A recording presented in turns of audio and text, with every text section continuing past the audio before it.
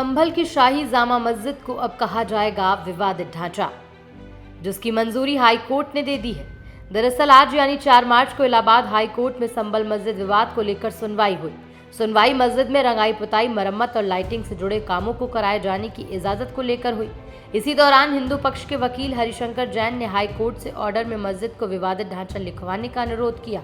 उन्होंने दलील दी कि अगर इसे मस्जिद के रूप में लिखा जाता है तो इसे उसी रूप में देखा जाएगा, लेकिन यह हमारी आस्था से जुड़ा मामला है और इसे विवादित ढांचे के रूप में ही देखा जाना चाहिए, जिस पर न्यायालय ने आदेश देते हुए कहा कि मस्जिद को अब विवादित ढांचा लिखा जाएगा।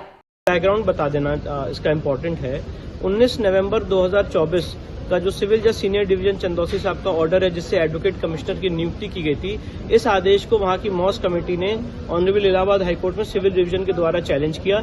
इस चैलेंज के दौरान मॉस कमेटी ने करेक्शन एप्लीकेशन फाइल की, जिसमें उन्होंने कहा कि ये जामा मस्जिद है, किसी का कहना है कि ये जुम्मा मस्जिद है, किसी का कहना है कि ये जामी मस्जिद है।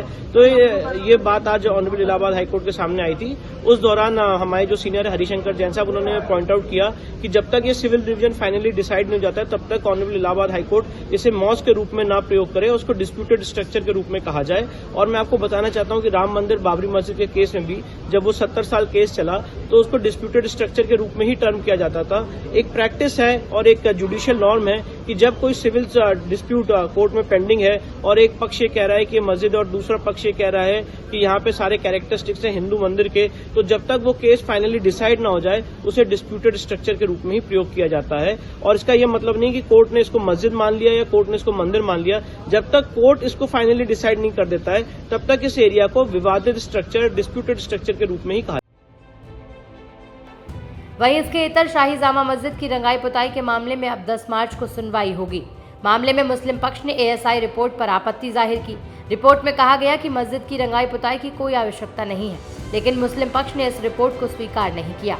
अब इस पर अगली सुनवाई से पहले एएसआई को अपनी रिपोर्ट पर मुस्लिम पक्ष की आपत्तियों का समाधान देना होगा। साथ ही कोर्ट में यूपी सरकार की तरफ से कोर्ट में अपना पक्ष रखा गया। सरकार ने कहा कि कानून व्यवस्था को लेकर कोई दिक्कत नहीं है और कानून व्यवस्था कायम रखने को लेकर सभी जरूरी कदम उठाए जा रहे हैं। बहरहाल अब देखना होगा कि अगली सुनवाई में कोर्ट क्या फैसला लेता है।